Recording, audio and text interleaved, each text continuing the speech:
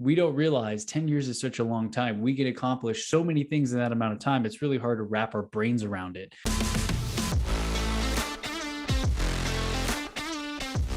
Hey, everybody, Chris Bello here. Today, we're going to be talking about the next level and what that means for you, for me, for everyone. So, we've talked about getting to the next level and just leveling up, getting a little bit better every single day, the compound effect, the slight edge. There's all these really cool books and catchphrases on staying consistent over time to break through to a place you've never been before.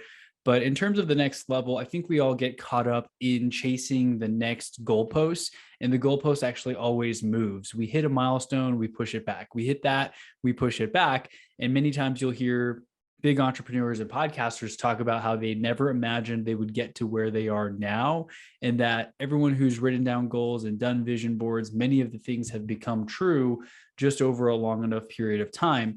And it reminds me of that one quote that Bill Gates is attributed for saying, I believe, where we overestimate what we can do in 1 year and underestimate what we can do in 10 years. We don't realize 10 years is such a long time. We can accomplish so many things in that amount of time. It's really hard to wrap our brains around it. I just think about 10 years ago, I was 21 years old. I was in college. I was living for the weekend, having fun, partying, enjoying my 21st birthday a little bit too much. I think I apparently supposedly threw up on myself in a taxi cab. So that kind of dates me a little bit because I think these were kind of the pre-Uber days. But anyway, my fiance now, we've been together for 5 years. She's never even seen me drunk, maybe have like 2 drinks or 3 drinks tops if we go out with some friends. But other than that, I'm not getting super wasted and passing out in a taxi. And probably the fact that I even share that with you now might blow your mind a little bit because I'm this podcaster person in your mind and this successful real estate person and a master connector and networker, right? So I've been able to change dramatically over the last few years and certainly over the last 10 years. And I'm sure you have too. If you look back 5 years ago or 10 years ago and you're in the same spot, you may not be taking enough action and you should probably be leveling up. But because you are listening to this, I will assume that you are one of the few, maybe the top 20%, who is looking to constantly improve and level up and read. You probably meditate. You have some sort of morning routine, I would imagine. Maybe you do cold showers. You get a workout in almost every day that you can, or at least get some movement in. You possibly even have a stand-up desk like myself. I mean, it's actually in the down position, but I do raise it a couple of times throughout the day. But what I'm trying to say here is that we need to not get caught up too much in the comparison syndrome. My life coach just brought this up the other day. While I am hanging out with a lot of cool 7 and 8 figure entrepreneurs and expanding my network, it's great. I'm inspired. I'm motivated. They're at a level that I'd like to be at myself with my business. And that's why I'm hanging out with them, because if you're the average of the 5 people you surround yourself with, if I'm only hanging out with super successful people with huge businesses and podcasts and social media followings, I'm going to get there too, just from osmosis and picking up little tips along the way. But she did say that I may be setting myself up for comparison in a way where I'll always be unhappy because I am not at all where these people are in terms of their business. So there was a little bit of back and forth. And I said, I do feel like I personally don't get too jealous. I mean, I love the motivation part. When I see people driving amazing cars or have beautiful houses, I'm genuinely happy for them. And it also makes it where I believe that it's possible for me too. So I'm not butthurt or upset or angry that someone's successful or more successful than me. I genuinely get motivated and inspired to take more action. So as long as you can do that, I think it's a healthy balance of seeing where you want to be and seeing the things that other people have that you would like for yourself without getting too upset or jealous, because ultimately we have to understand we're going to hit our goals. We're going to get to where we want to be. And someone's going to still have a bigger house or a bigger yacht or a nicer car or 3 Lamborghinis instead of just one, insert toy or house or size of boat. The goalposts always move, and it's important to recognize that. The next level may be different for you. Your next level may be very different from mine. And maybe it's lower than where I'm trying to go, or maybe it's higher than where I'm trying to go.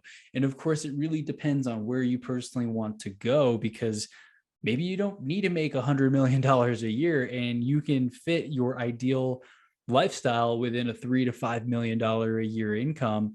And knowing what your TMI or your target monthly income is really goes a long way in determining when is enough, because I don't want to just chase $100,000 a month, $1 million a month, 5 million a month. I mean, great if it happens, awesome, but I also don't want to be tied to that outcome. Whereas some people may tie everything to that. Your next level and my next level might be completely different. And that is totally okay, because some people, they just want to have a cool life and live in a decent paid off house and maybe live near the ocean or live near the mountains or live in the middle of nowhere far away from everyone.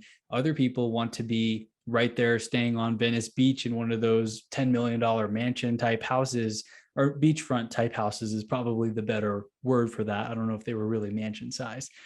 Everybody's got different preferences. Everybody has different financial goals, different monetary goals. You may be happy with a tiny house, while someone else listening in the audience may want a mansion and may not be happy with the beautiful house that they have right now. And remember, I've said this before, comparison is the thief of joy. And so while you're pursuing that next level, don't forget how far you've come and take inventory of all the things that you've accomplished and checked off the list. We tend to have a never-ending to-do list of things that we want to do, of ways we want to improve, new podcast episodes to record, a book that we would like to write one day. It's really never-ending. We've got to take time to actually appreciate how far we've come. Had this call this morning, talked to everyone on the call, was frustrated that I'm not a multimillionaire yet. I can't buy a Lamborghini Aventador cash just yet. And they were all just sharing, don't worry, Chris, it's going to come with time. Stay consistent. We're actually reading The Compound Effect. I mentioned recently we finished reading The Slight Edge, and we thought The Compound Effect would be a nice way to get another perspective on a similar idea of just staying consistent, pounding the stone, chopping the wood, right? Chop wood, carry water. I think these are other books that have been mentioned that I haven't read yet, but the idea is to stay consistent and continue to repeat the activities that you know you need to do, even if you're not seeing immediate results, because slowly those results compound over time and yield amazing things and outcomes down the road. My business coach told me this too. Chris, you're doing all the right things. You're networking, you're out there. You just got to do this for 20 years. And then you develop that reputation where you've put so much good out there that it's all going to come back. Referrals are going to flood in. Your business is going to flourish. It's going to be more consistent.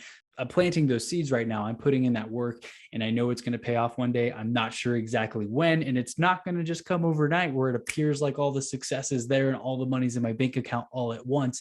It does tend to happen more gradually. You do a deal, you make your first $100. You do another deal, you make $1,000. Then you do a deal where you make $10,000. I think my biggest commission check was probably a $20,000 commission on a house. And that's in Houston. The prices of houses are low. Now, as I expand to higher price points and in the Colorado market, the average priced home is probably like $800,000. And so the commissions will be larger. I have been referring deals out, but needless to say, that's beside the point. This is about you and leveling up. You're going to make your first sale. You're going to make your second sale. As you do this more, the sales may get bigger. You're better at delivering the value proposition, making your offer, building out your funnel, growing your email list. These things take time.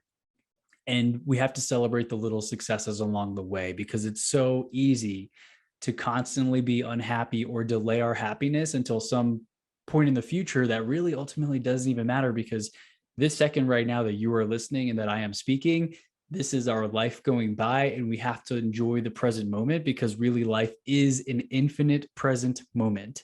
I got that from The Power of Now, I believe, by who's it by? I forget who it's by, but it's called The Power of Now. And it talks about the infinite present moment. It's either in that book, or maybe that was Dr. Joe Dispenza in Becoming Supernatural. I get my books mixed up.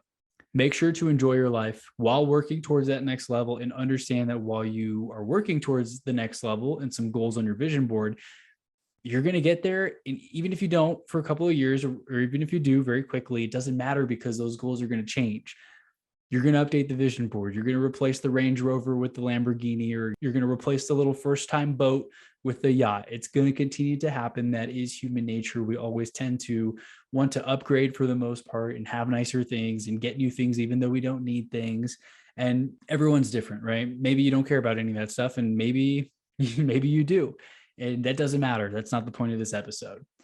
But as you go about your day, working towards that next level, take a step back, appreciate where you've come, all that you've done, all that you've accomplished, and surround yourself with the right people who celebrate the wins and the activities, not just the outcomes, because we can't always control the outcomes.